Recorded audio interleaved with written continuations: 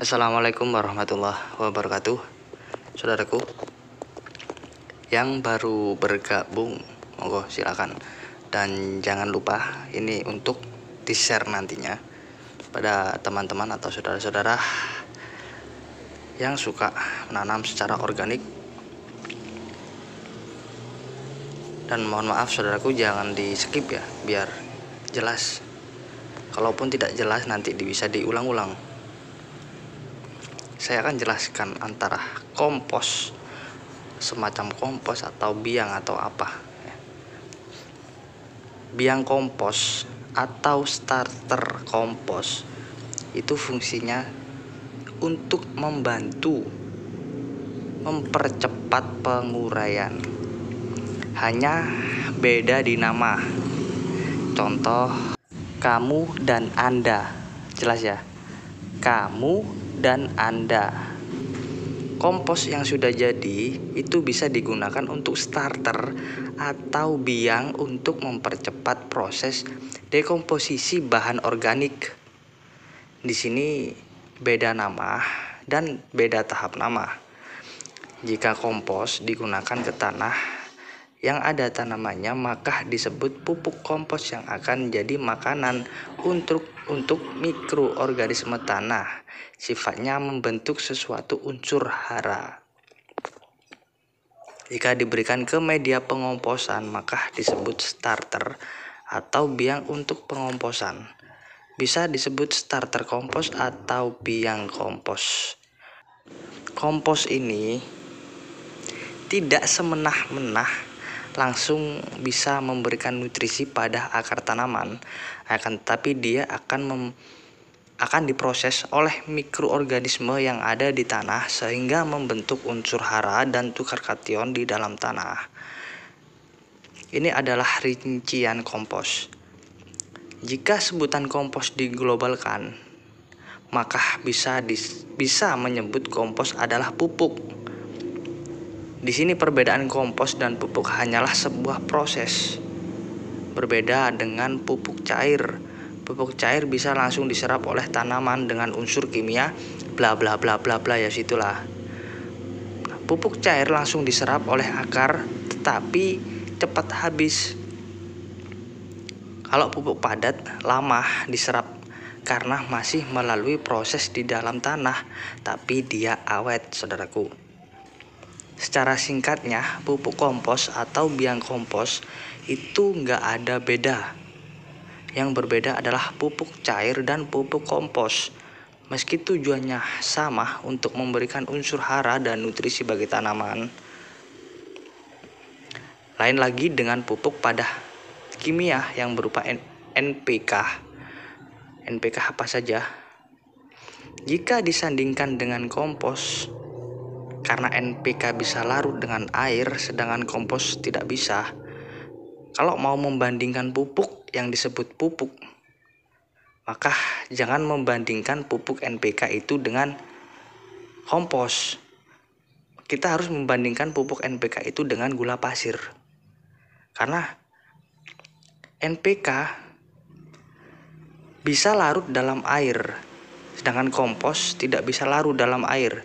Dan kalau gula itu bisa larut dalam air, maka kita harus membandingkan pupuk NPK dengan gula karena dia sama-sama bisa larut dalam air. Ketika yang sudah larut diberikan ke tanah yang ada tanamannya, maka disebut pupuk. Jika kompos yang dicairkan kemudian diberikan ke tanah, maka tidak bisa disebut pupuk. Bedanya larut dan tidak larut dalam air. Jika ingin menyebut kompos itu pupuk, maka jangan dibandingkan atau jangan dibanding-bandingkan dengan pupuk kimia yang bisa larut dalam air. Kalau jangan bandingkan dengan pupuk yang bisa larut dalam air, maka sebutan kompos ini sudah tidak lagi jadi pupuk.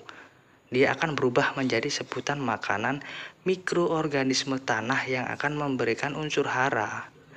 Pertanyaannya, NPK kok bisa larut? Gitu ya. Kita bisa melihat proses tebu menjadi kristal, disebut gula. Apabila dimasukkan air, dia bisa larut, maka disitulah pembuatan NPK.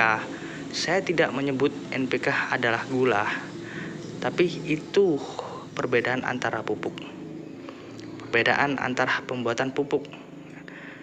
Tebu diproses dan menjadi kristal, itu saripatinya atau apalah, sehingga menjadi kristal. Nanti ketika campur air dia larut, yang ada hanya rasanya. Itu ya, seperti itu saudaraku.